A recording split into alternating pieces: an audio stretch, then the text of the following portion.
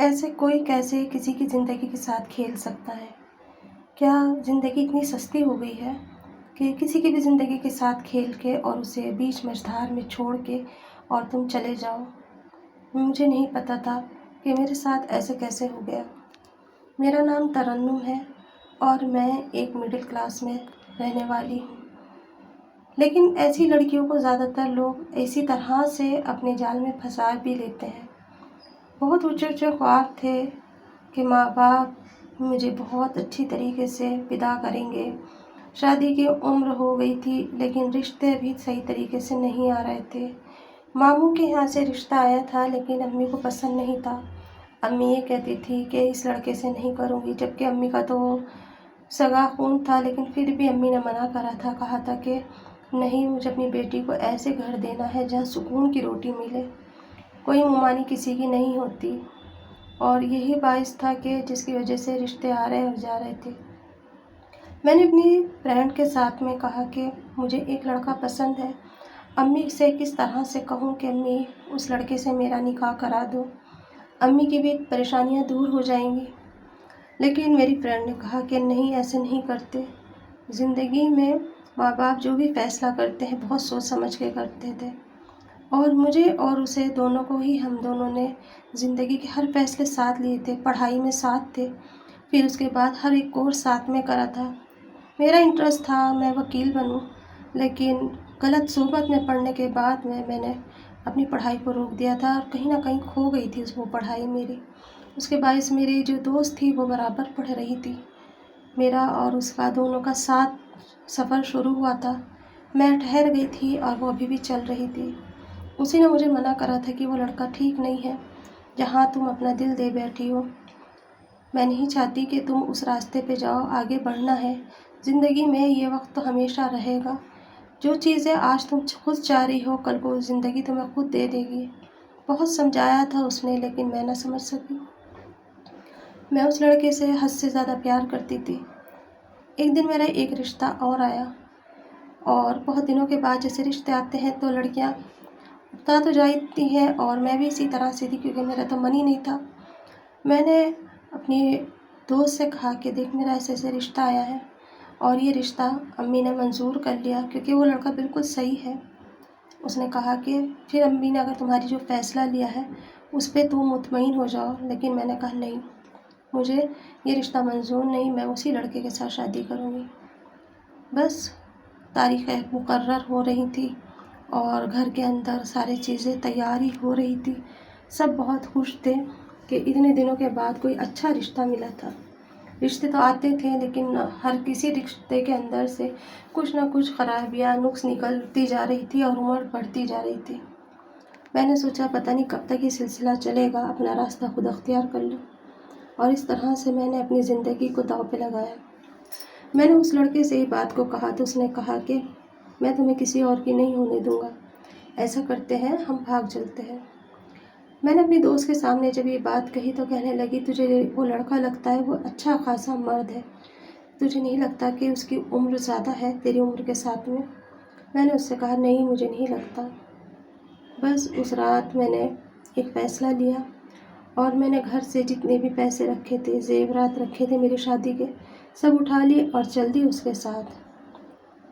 जब मैं उसके साथ जा रही थी तो एक अजीब सा खौफ तो था दिल के अंदर, डर भी बहुत लग रहा था। आगे का पता नहीं था क्या होना है, लेकिन उसकी मोहब्बत में इतनी अंधी हो गई कि अपने आप को भूल बैठी और घर से माँ बाप का इज़्ज़त को लेके और मैं निकल गई। जैसे ही घर से दिल्ली से मैंने अपने आप को बाहर निकाला, उसी दिन मेरे माँ बाप मर गए समझो, और मैं उसकी मोहब्बत में पागल होकर चलती बनी।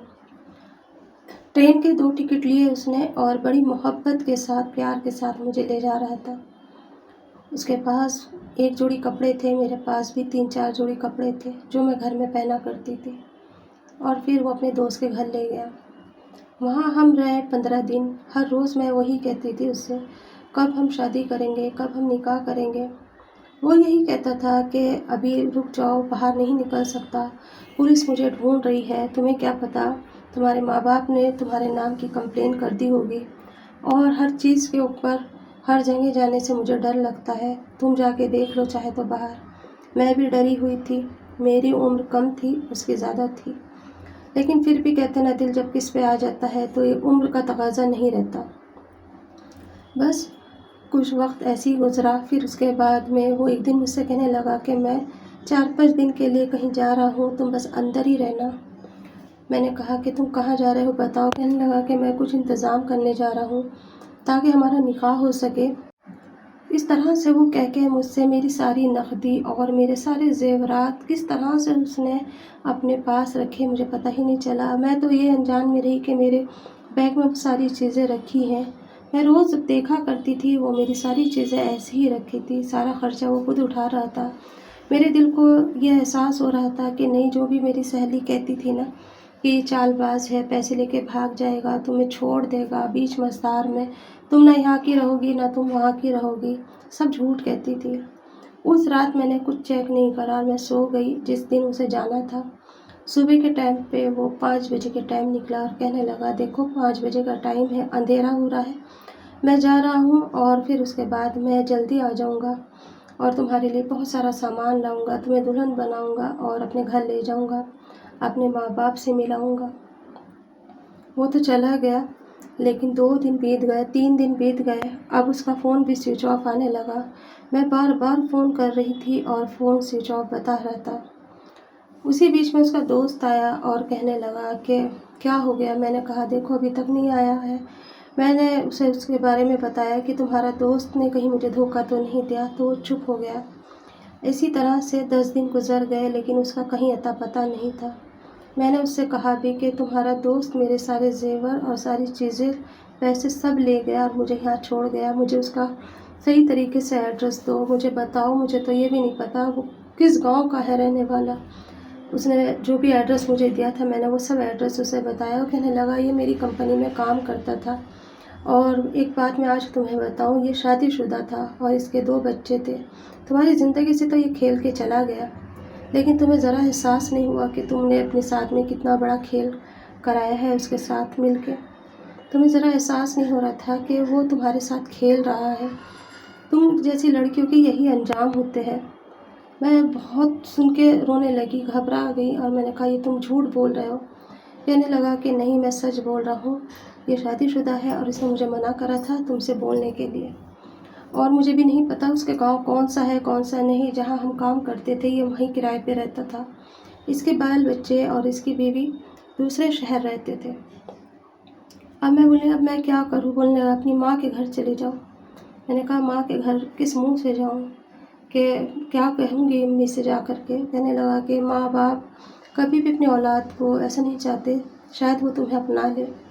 میں نے کہا میں مر جاؤں گی پر میں نہیں جا سکتی۔ اس نے بھی میرے ساتھ میں پھر فائدہ اٹھایا اور کہا کہ تم میرے ساتھ بھی رہ سکتی ہو جیسے اس کے ساتھ رہ رہی تھی، تمہیں ہر چیز وہ میں دوں گا جس کی تم حقدار ہو، پر شرط یہی ہے کہ تمہیں ایسے ہی رہنا ہوگا جیسے وہ رکھتا تھا تمہیں اپنے ساتھ۔ میرے پاس کوئی اور آپشن نہیں تھا۔ میں نے اس کا 1 مہینے انتظار کرا۔ 1 مہینے تک جب وہ نہیں آیا تو مجھے مجبور ہو کے اس کے ساتھ رہنا پڑا، جس طرح سے میں اس کے ساتھ رہتی تھی۔ اس نے مجھ سے کہا کہ دیکھو میں بھی شادی شدہ ہوں، میرے بھی بچے ہیں، لیکن تمہارے سر پہ ہاتھ رکھ رہا ہوں اس لیے کہ تم کہیں اور کسی حوالے نہ ہو جاؤ۔ زندگی میں ایسے لوگ بہت پھرتے ہیں اور اپنا فائدہ اٹھا لیتے ہیں۔ میں چپ تھی، سمجھ نہیں آ رہا تھا اب میں کیا کروں، نہ میں اس کی رہی تھی نہ اس کی رہی تھی، نہ کوئی اور راستہ تھا، راستہ اسی گھر کا تھا جہاں مجھے اس طرح سے رہنا تھا۔